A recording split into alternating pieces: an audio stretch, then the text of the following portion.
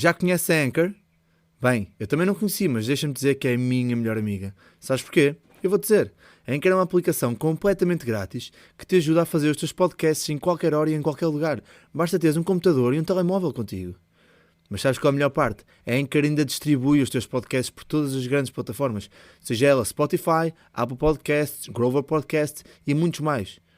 Por isso já sabes, se queres fazer um podcast, faz o download da app da Anchor ou então vai a anchor.fm.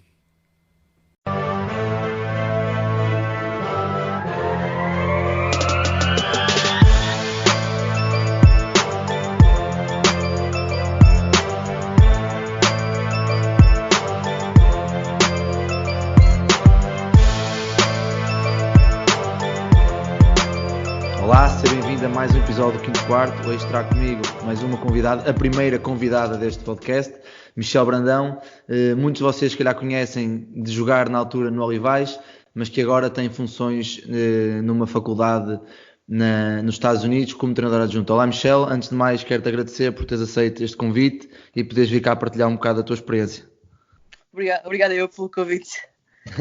Michelle, como eu disse antes, se calhar muita malta que nos vai ouvir e principalmente malta jovem vai-te reconhecer ou vai reconhecer o teu nome de ter jogado. Conta-nos um bocado a tua experiência desde o momento em que começaste a jogar até teres atingido o teu patamar mais elevado. Sim, eu comecei na Escola Desportiva Limiana, em Ponte Lima. Foi lá que tive a minha formação até aos meus 19 anos. No meio andei no CAR de Calvão, que agora não existe, e também tive um ano no CAR de Jamon. E depois, aos 17, acabei por ir para o Olivais. Na altura o treinador era o Zé Araújo. Estive lá 3 anos. Depois acabámos por ganhar algumas coisas. Jogámos Eurocup. Foi sem dúvida uma experiência muito importante para o meu desenvolvimento como jogadora. E depois foi aí que na altura a Tisha estava a jogar em Portugal. E eu sempre tive esta ideia de ir para os Estados Unidos, jogar na universidade. Sempre quis ser profissional e achava que ir para os Estados Unidos era o caminho a seguir para concretizar esse sonho. Acabei por ir para o Old Dominion. Estive lá 3 anos. Não foi uma experiência como eu estava à espera. Tive uma lesão muito grave, tive alguns problemas a nível das regras da NCAA e depois acabei por voltar para a Europa. Joguei meio ano em Badajoz e na altura a segunda Liga Espanhola, e depois entretanto voltei outra vez para o Olivais. Estive lá 2 anos e a última parada foi na República Checa. Estive na primeira liga da República Checa.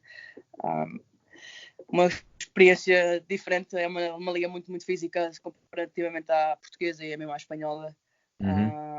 E por esse caminho todo andei nas seleções, fiz os europeus todos, desde sub-16 até a sub-20 e inclusive representei as séniores. Ok, e diz-me uma coisa, Michelle, essas experiências todas que tu tiveste, tanto em Portugal como desde Espanha, República Checa e Estados Unidos, achas que te moldam um bocado o teu perfil como treinador e a tua maneira de ver o basquete? Ou sentes que sempre tiveste uma ideia muito fixa e mantens-te sobre esses princípios desde que começaste a jogar? Eu acho que fui adaptando. Aliás, acho que neste momento,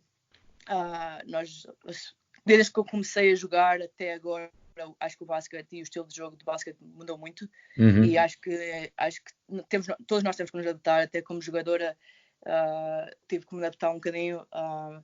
Tive a sorte de ter muitos bons treinadores na formação, o Rui Gomes, a Catarina Neves, o José Araújo. Tive o Ricardo mais numa fase já não tanto de formação, mas no final da minha carreira, e tive a sorte de conseguir ver como é que eles faziam as coisas, como é que coisas que eles faziam taticamente, e acho que isso ajudou-me a desenvolver como jogadora, mas não só como jogadora, mas agora como eu vejo as coisas a nível de treinadora e que opções é que que eu gosto mais, gosto menos, e acho que ajudou muito. E sem dúvida acho que não seria o que eu sou não agora, se não tivesse esses bons treinadores durante a minha formação. Claro. E tu falaste agora, é uma coisa que eu já ia pegar, que era que tu falaste que agora na seleção nos últimos anos que apanhaste não sei se foi na seleção ou se foi no Olivais, mas presumo que na seleção, Na que seleção, apanhaste o Ricardo Vasconcelos, certo? sim. Já tinhas alguma noção de que querias seguir como treinadora e já estavas mais atento também ao outro lado, de como é que eles preparavam a semana de treinos, o scouting, ou isso acaba por vir naturalmente já como jogadora? Eu acho que acabou por vir naturalmente um bocadinho por causa da minha personalidade. Eu jogava a base, como toda a gente deve saber, e sempre gostei muito da parte tática do jogo. Sempre gostei muito de pensar o jogo, de estar, o que o Ricardo muitas vezes dizia, estar um passo à frente. E acho que isso já era uma coisa natural em mim. Claro que o facto de estar nesse meio ajudou-me imenso, porque eu não nasci a saber jogar. Claro, sim. E acho que ajudou imenso, mas acho que mesmo agora, muito como treinador, enquanto treinadora, vejo muito o jogo como base. O que é que nós estamos à procura, o que é que queremos tirar desta jogada, o que é que elas estão a fazer defensivamente, o que é que nós podemos adaptar ofensivamente. E teve muito a ver com o facto de eu ter sido sempre assim como jogadora, porque nunca fui uma jogadora de marcar pontos ofensivamente, sempre fui uma jogadora de ter a equipa a jogar, de ter um jogo controlado, saber o que procurar, em que situação, e agora como treinador é exatamente a mesma coisa.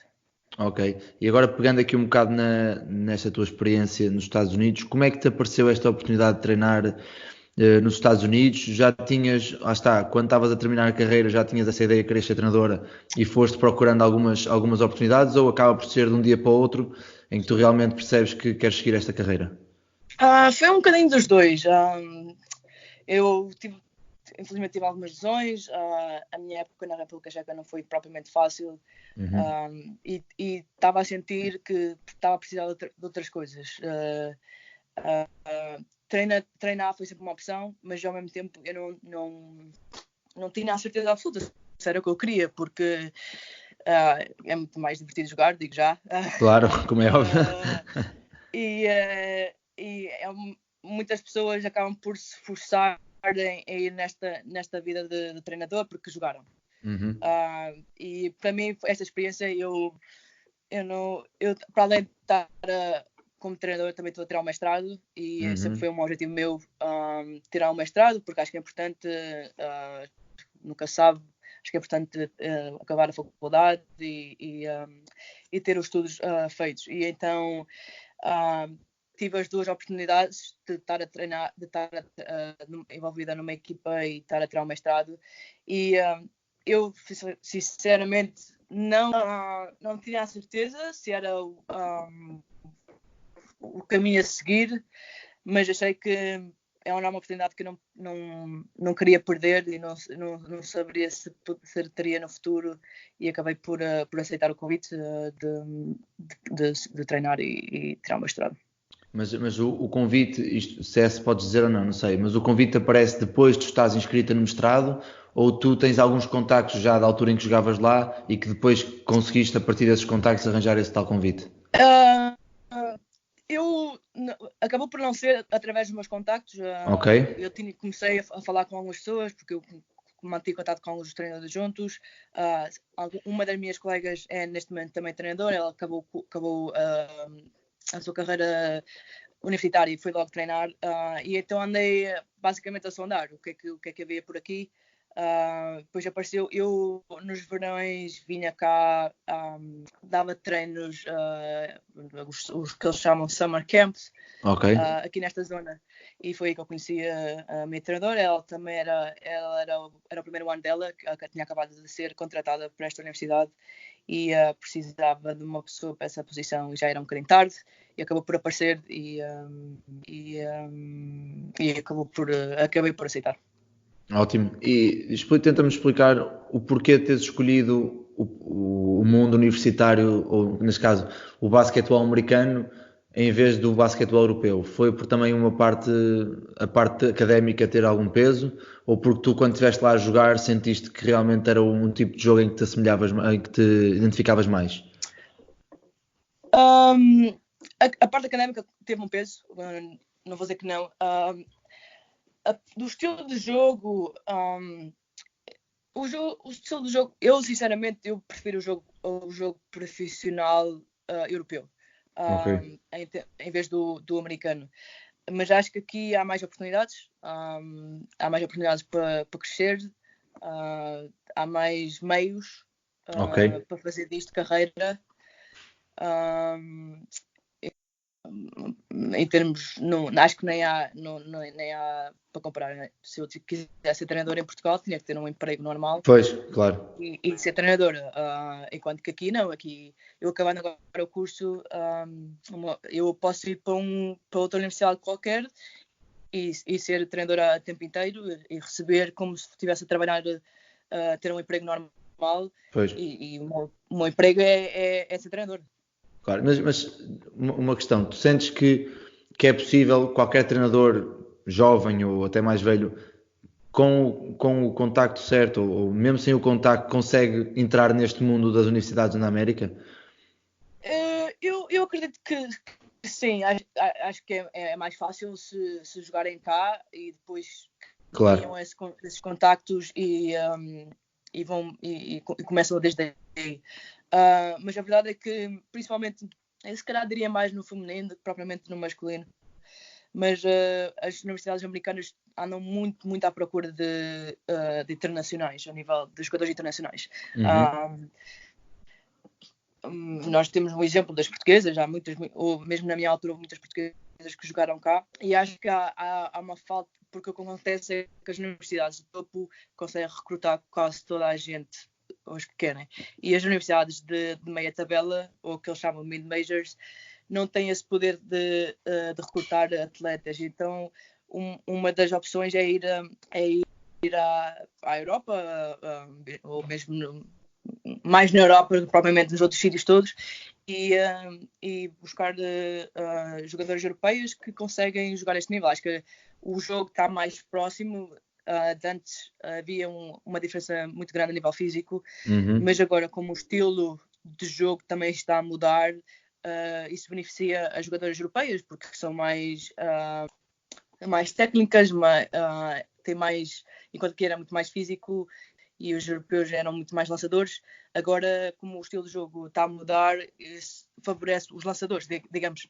claro. E então as universidades procuram muito, e então uma das grandes funções daqui dos treinadores é a habilidade de recrutar. E então eles procuram sempre ter pelo menos uma pessoa que tenha um contacto a nível internacional no staff. E então há essa possibilidade, e acho que há muitas portas a treinadores internacionais. Até há um exemplo da equipa da Oregon, o treinador assistente, o principal é espanhol. E o Oregon, o ano passado foi à final, meias finais. Fez meias Foi à finais, Final sim. Four. Sim. E metade da equipa é internacional. Eles tinham, a base era espanhola. Aliás, a melhor, agora a melhor jogadora neste momento, a meu ver, na NCAA na Division 1, não é americana. A Sabrina. Sim, ela tem dupla nacionalidade. Sim, tem dupla Ela nacionalidade, é romena e americana. Sim. Mas acho que ela não sei se nasceu cá, mas viveu cá, ela já vivia cá. Mas muitas das atletas deles têm agora uma alemã também, que vai, até já anunciou agora a entrada para o draft, que vai entrar no draft da WNBA, que é alemã. E pronto, e acho que eles, Oregon, nos últimos anos nunca tinha sido nada de especial, e conseguiram formar ali um grupo com muitas internacionais que consegue competir ao mais alto nível. Sim, porque se formos a ver algumas dessas atletas que com 16, 17 anos, assim à semelhança do que acontece em Portugal, se calhar já fazem, nos seus anos finais de formação, já fazem campeonatos semi-profissionais no seu próprio país, o que lhes dá uma bagagem não só tática, mas também física, depois muito, muito mais acessível para quando chegam aos Estados Unidos. Sim, muitas delas eu diria que se está a um bom nível, jogou na Europa de alguma maneira em termos de grandes ligas. E depois também outra coisa que eu não sei se as pessoas repararam, mas nos europeus, e principalmente em Portugal, porque tivemos muitos europeus em Matosinhos, a frequência que tens de treinadores americanos que vêm ver os europeus está a aumentar exponencialmente. Sim. Por causa disso, porque querem vir, vêm jogadoras e precisam de jogadoras. E então, quantos mais contactos tiverem a nível internacional, melhor. Claro. E explica-me agora um pouco, ou tentando explicar agora um pouco, as tuas funções enquanto treinador adjunto em New Haven. Eu por acaso tive muita sorte, porque muitas vezes quando entras no primeiro ano acabas só por preencher de papéis estatísticas nos treinos e pouco mais fazes. Mas por acaso, como eu estou na divisão 2 e o nosso staff é curto, temos só um treinador adjunto e a treinador principal, acabei por ter mesmo funções de treinadora adjunta. Os três fazemos o scouting, fazia o scouting, via as jogadas das outras equipas, e muitas vezes o que nós neste momento fazemos é uma treinadora adjunto, o Steve, faz a parte das jogadas contra o homem, e eu faço a parte das jogadas contra a zona e apresento as jogadas no treino, decidimos o que é que vamos fazer. Tive a sorte também, a minha treinadora por acaso, ela ouve-nos bastante e pede sempre a nossa opinião, como é que devemos defender esta jogada, o que é que devemos fazer ali naquele bloqueio. E acho que isso ajudou-me bastante a crescer a nível de treinadora. Para além disso, a nível da logística, também sou responsável por um bocado da organização em termos de planeamento das refeições, a marcações de hotéis, a parte que eles chamam operations. Pronto, dá-me um bocadinho de experiência a nível logístico, que também não... Porque a nível de... Quando se vai para a divisão 1, eu não sei se as pessoas sabem, normalmente é um treinador principal, 3 adjuntos, e depois ainda tens mais um treinador que é o do vídeo, que é o que faz a parte toda do vídeo, fazer os cortes. Os cortes, sim. E depois, para além, há outro que eles chamam o diretor de operations, que é tipo o manager que trata dos se é preciso marcar voos, se é preciso marcar hotéis, refeições, a parte logística, digamos, do dia a dia. Sim. E muitas das vezes esse diretor da operations também é treinador, ou tem formação como treinador, e depois acaba sempre por... Se abre um espaço de treinador adjunto, acaba sempre por subir. Por isso, para mim, pelo menos na minha opinião, portanto, a parte mais difícil é entrar. Uma vez que entras no staff, seja por video coordinator ou seja por o diretor de operações, acabas sempre por conseguir chegar ao treinador adjunto eventualmente. Pronto, e acho que para mim, a nível pessoal, é ter mais experiência possível a todos os níveis. Eu também, nós não dividimos, normalmente eles dividem a parte dos bases e extremos com os postos. Nós não dividimos muito, nós acabamos por trabalhar um bocadinho por cada. Há dias em que eu trabalho com os postos, há dias em que eu trabalho com os bases. Claro que eu pessoalmente prefiro trabalhar com os bases, por causa da minha experiência. Da tua formação, claro. Sim. E eu tento sempre ajudar um bocadinho nos bases, principalmente na parte da leitura, que às vezes nem sempre é melhor.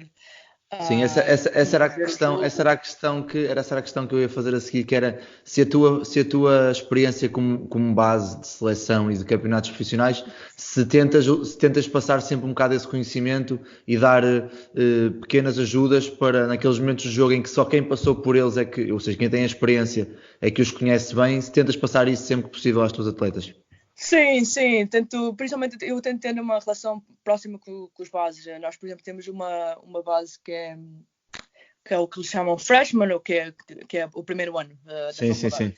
E é uma transição bastante difícil, muitas das vezes, porque o nível do que eles chamam high school, do secundário, não é muito bom, e enquanto que eles têm 2, 3 jogadas, depois chega aqui ao college e tens 12, 14, 15, Pois. 16 jogadas.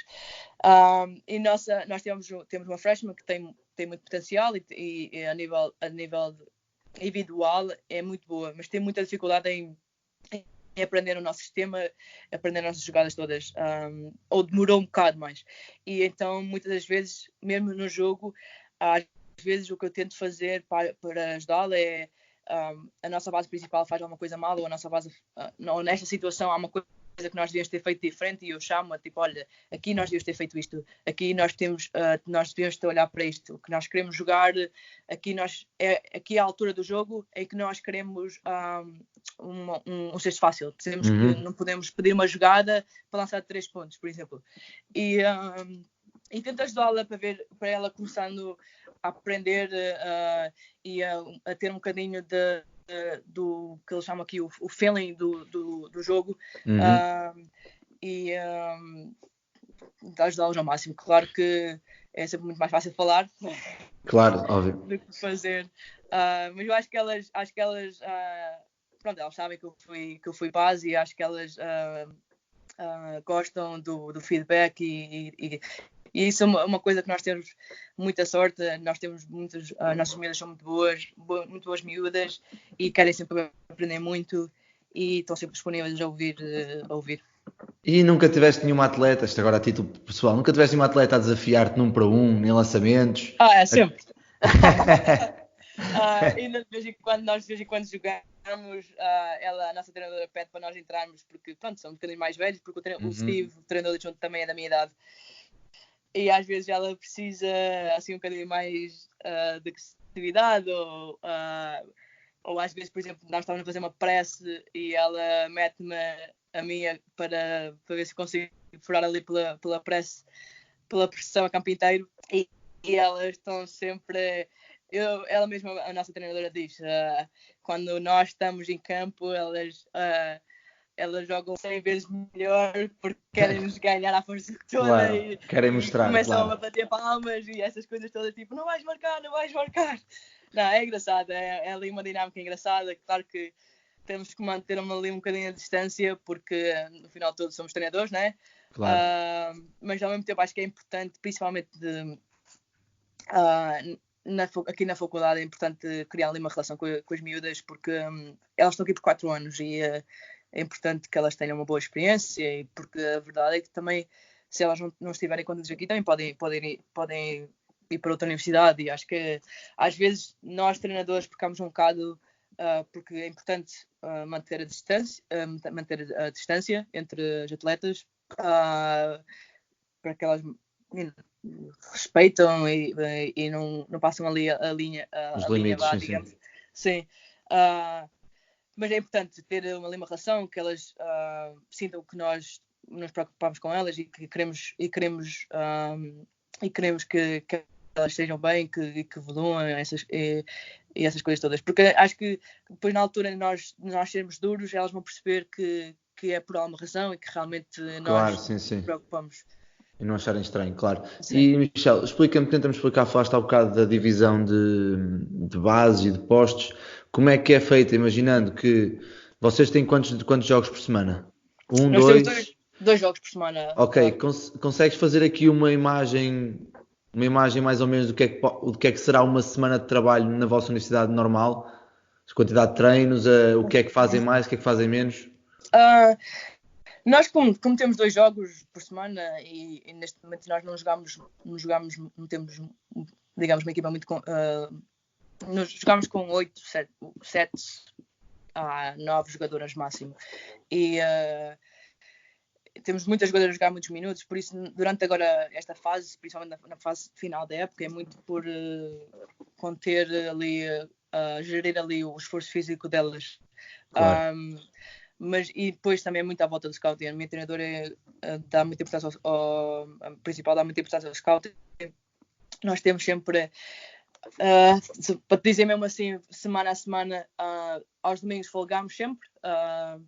Depois, segunda-feira, nós temos sempre marcado treino, temos sempre treino de 2 horas marcado. Depois, consoante o que nós queremos fazer, pode ser um treino mais curto, mas esse treino está sempre marcado. Mas nas segundas-feiras tentar trabalhar mais um bocadinho sobre nós, ou seja, trabalhar o que temos de trabalhar a nível ofensivo, a nível defensivo, e depois na parte final do treino podemos fazer um bocadinho de scouting, só para ter ali um bocadinho para elas perceberem um bocadinho o que é que elas vão ver, para depois no dia a seguir é mais relembrar do que propriamente mostrar alguma coisa nova. Depois no dia, na terça-feira, normalmente nós jogamos à quarta e ao sábado. Na terça-feira é muito scouting, muito lançamentos e pouco mais neste momento.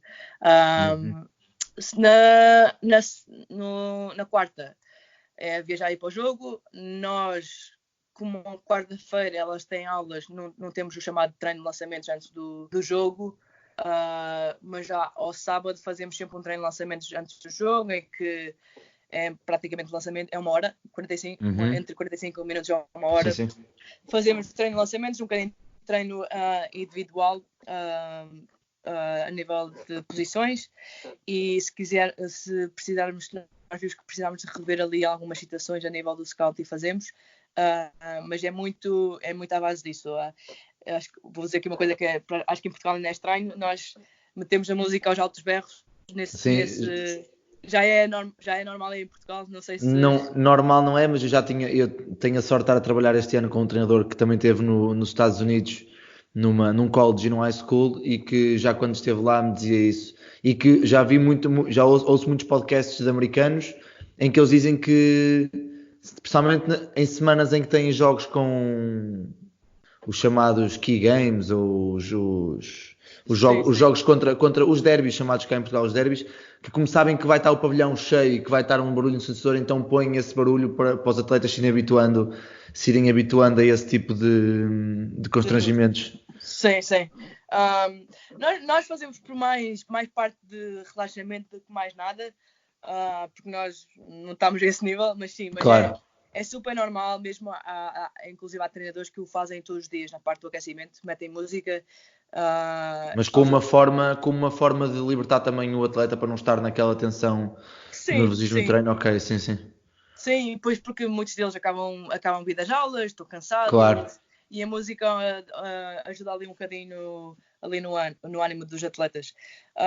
Eu, sinceramente, ao início fez-me um bocado de confusão, mas acho que agora faz todo o sentido, até porque por causa as coisas mudam, as gerações mudam, claro. Os miúdos são diferentes, e nota-se que elas mesmo a lançam de maneira completamente diferente.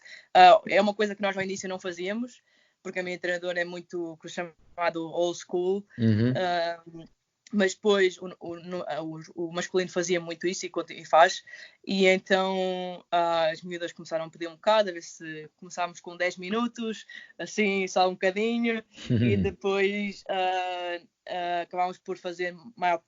Sempre que nós tivermos, mais só na parte dos lançamentos, claro que há ali uma parte em tática, isso, que a música acaba, mas na parte de lançamentos e na parte do aquecimento é sempre.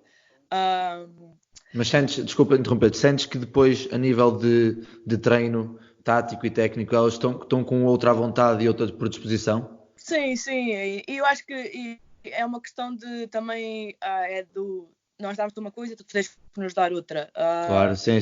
E então elas não é por estarem com 10 minutos de música que depois não vão estar concentradas.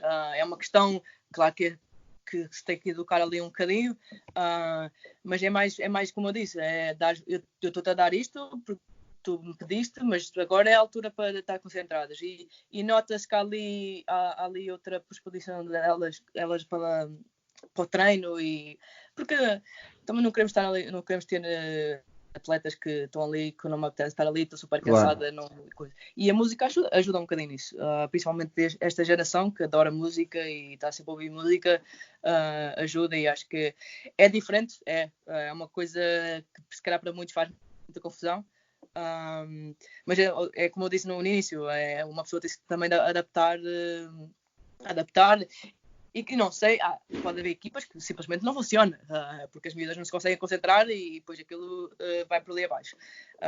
Não é o caso nosso, e acho que ajuda Claro que depois isto também o treinador tem que se adaptar um bocadinho ao que tem. Claro, como é óbvio. E disseste-me há bocado também que a vossa treinadora principal dá uma grande importância ao scouting, certo? Uhum. O scouting que vocês fazem é de uma forma mais coletiva, ou seja, elas fazem isto, isto e isto e dão todas as jogadas, Uhum. ou então fazem de uma parte mais individual, ou seja, elas fazem estas 2 ou 3 ações de entrada, mas quando esta jogadora está em campo, 90% das vezes ela trabalha assim, assim, ou seja, por posições e mais a nível individual, ou então juntam um bocado os dois, para tentar perceber. Nós juntamos os dois. E dependendo do tipo de jogador ou que tem mais influência, damos mais ali importância ao que ela faz a nível individual, principalmente nós acabamos por escolher sempre no scouting top, dependendo de quantos minutos é que jogam, mas sempre no mínimo 7, em que nós dizemos especificamente o que é que, a nível individual, o que é que a jogadora faz. Mas depois também vamos a nível tático da equipa, passamos quase as jogadas todas, falamos sobre as jogadas todas, que tipo de coisas é que queremos fazer nos bloqueios diretos, nos bloqueios indiretos, como é que queremos defender.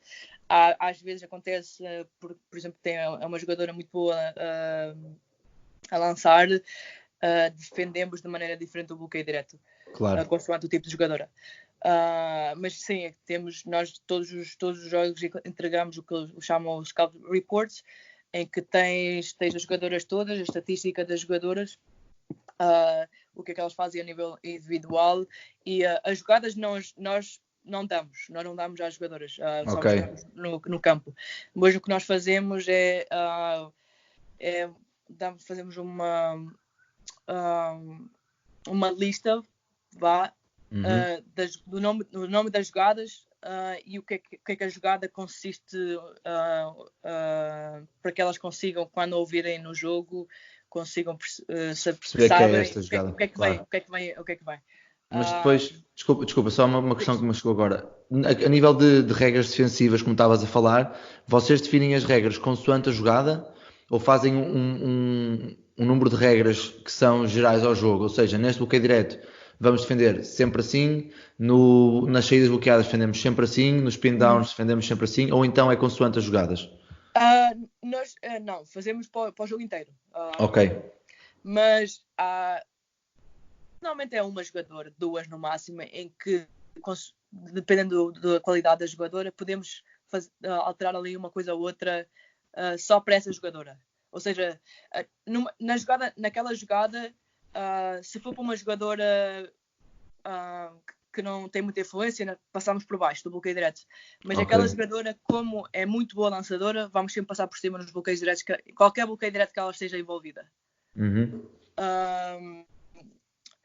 Mas sim, nós temos certos estilos, um estilo defensivo, e começámos isso no início do ano. Só que depois com o desenvolvimento da época e com o scouting, às vezes nem sempre não é que funcione, mas não está propriamente adaptado ao que elas fazem. Então aí alterámos um bocadinho, temos sempre 1 ou 2 opções,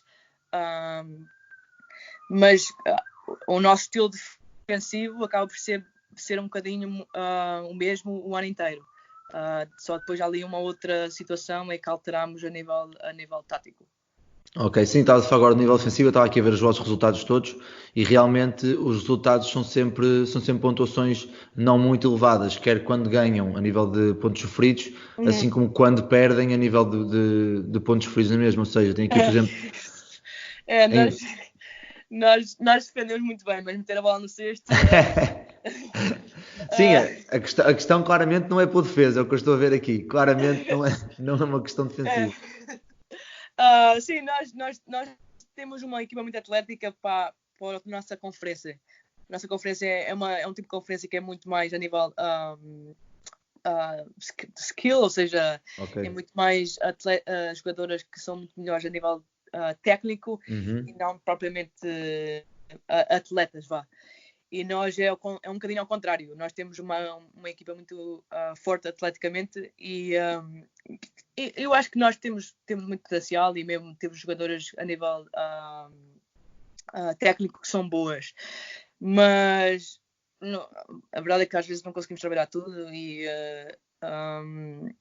acaba por pecar ali um bocadinho ali ofensivamente e nós próprios, os treinadores sabemos que se ganharmos o jogo vai ser a nível defensivo, então focamos um bocadinho mais nessa parte porque às vezes não é um jogo muito bonito, mas a verdade é que tem-nos dado algumas vitórias e aqui eu sei que não deveria ser assim, mas aqui as vitórias contam muito e para nós é o que funciona connosco, então Claro. acabamos sempre por focar um bocadinho mais a nível defensivo e nós acabamos por fazer muitas zonas e mesmo a nível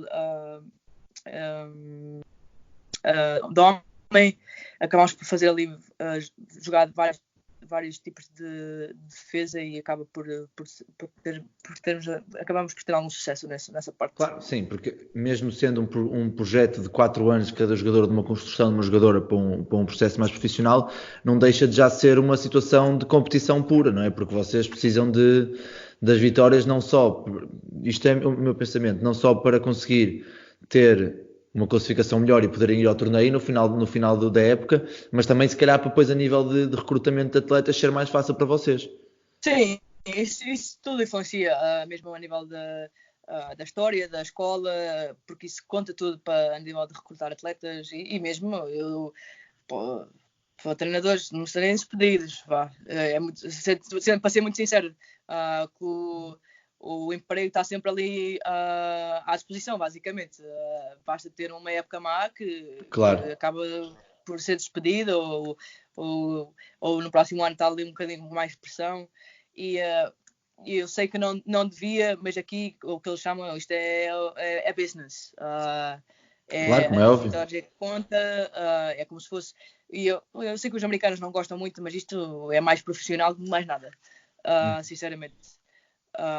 Porque há muito dinheiro envolvido, há muito a parte das escolas, há muito, e isso mexe tudo e é importante ganhar, é importante estar nos momentos altos da competição e uma coisa acaba sempre por influenciar a outra, ou seja, para estar para ganhar é preciso ter bons atletas, é preciso trabalhar bem, para chegar aos pontos altos é preciso trabalhar bem, por isso uma acaba sempre por estar interligada com a outra, mas sim, não é formação. Formação é aqui a high school e depois o resto já começa a ser mais a nível competitivo em que é importante ganhar. Claro. Pronto, Michel, tem só mais duas questões que foram os nossos ouvintes que colocaram. Também eu gosto de pôr esta parte porque nem sou eu, nem eu nem tu estamos parados para estas questões, por isso não sei o que é que vai ser daqui, mas com certeza que vai ser alguma coisa boa. A primeira questão vem do João, que nos pergunta onde é que se vê daqui a 5 anos e quais são os teus objetivos a longo prazo como treinadora, se é que os tens. Eu gostava daqui a 5 anos estar numa escola, numa divisão. É um objetivo. Gostava de passar pela parte profissional aqui. Acho que é um objetivo demasiado grande neste momento, mas gostava de passar pela parte profissional. Aliás, eu tive a oportunidade de conhecer os treinadores do Connecticut Sun, que fica aqui para aí a 45 minutos daqui.